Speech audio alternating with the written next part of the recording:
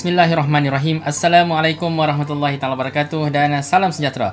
Baiklah, hari ini saya ingin berkongsi dengan anda tentang satu konsep asas kendiri seseorang manusia yang berjaya, yang hebat adalah kendiri asertif, ya. A-S-E-R-T-I-F, asertif, ya. Okey, asertif ni adalah satu kendiri yang sangat-sangat penting kerana dia telah mengubah ramai orang pada hari ini menjadi orang yang hebat, menjadi orang yang berjaya. Okey. So ini yang kita mahu, ya. So apakah sebenarnya yang dimaksudkan dengan asertif? Asertif adalah keupayaan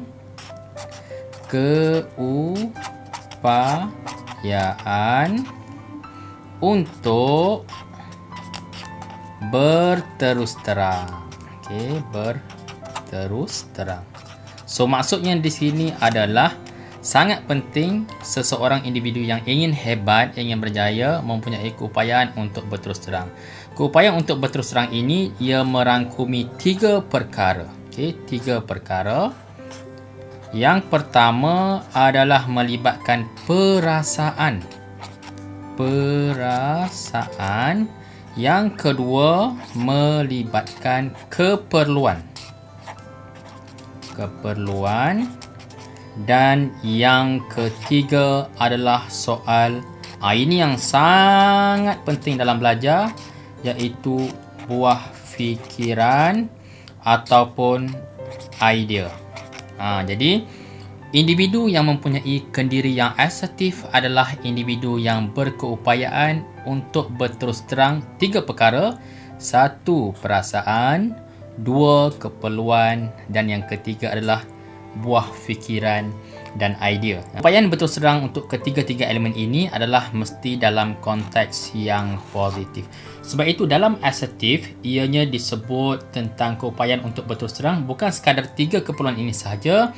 Bahkan ia berkaitan dengan individu yang asertif adalah individu yang menghormati, menghormati keperluan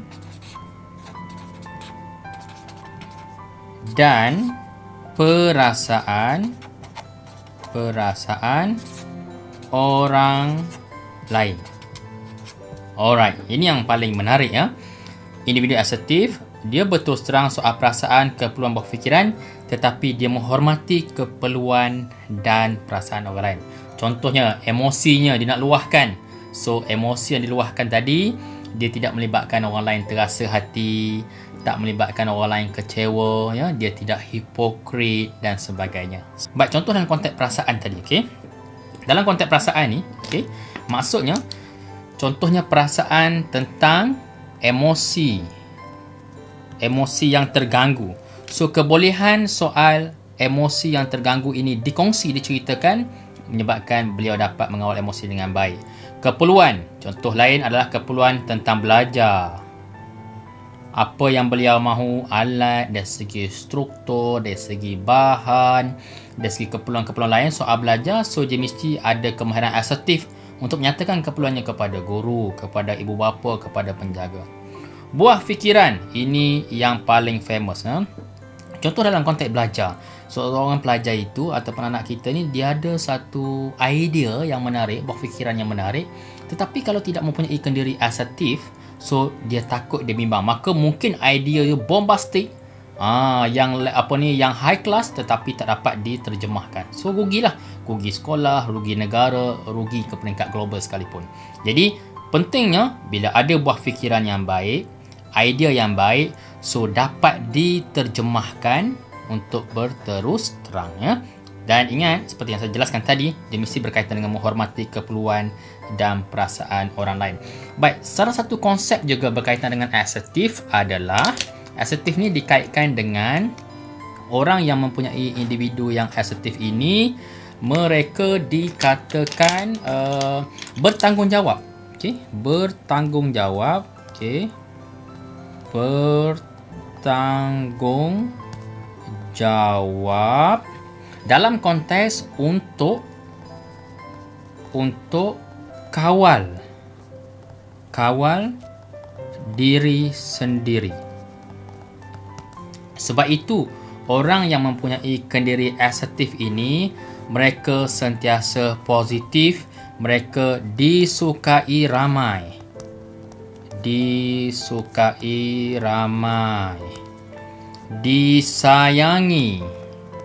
Okey. Kenapa disukai ramai, disayangi? Sebab dia mempunyai perasaan yang baik. Kalau ada yang negatif pun dia berterus terang dalam konteks yang baik. Dia menghormati keperluan perasaan orang lain. Dia ada idea, dia menyumbang dalam konteks yang positif, maka orang lain akan dapat manfaat. Sebab itu dia akan disayangi, disukai ramai. Apa lagi? Dia akan dihormati. Ini sangat banyak berlaku. Dihormati. Apa lagi? Dan sebenarnya banyak lagi peluang-peluang orang yang mempunyai kendiri asertif ini, adalah orang-orang yang berpeluang untuk berkembang. Kerana apa? Tidak hipokrit, mempunyai sesuatu yang positif, maka berterus terang untuk memberi manfaat kepada orang lain. Jadi perlunya, insyaAllah pada masa akan datang, kalau berpeluang, saya akan share macam mana cara-cara untuk kita develop stages-stages walaupun daripada peringkat yang paling asas, untuk memastikan sama ada anak ataupun anak-anak murid kita, pelajar kita di sekolah mempunyai kendiri asertif yang baik. Sebab sangat banyak manfaat apabila mempunyai asertif yang baik dalam perasaan, keperluan dan buah fikiran ini. Antaranya adalah macam selain daripada yang sebut tadi, dihormati, disukai, disayangi, malah mereka juga akan berkeupayaan untuk menyatakan perasaan, kehendak, pendapat ataupun keperluan yang mungkin akan menjadikan kehidupan dia dan juga orang lain itu menjadi hebat. InsyaAllah. Jadi itu saja untuk perkongsian pada hari ini.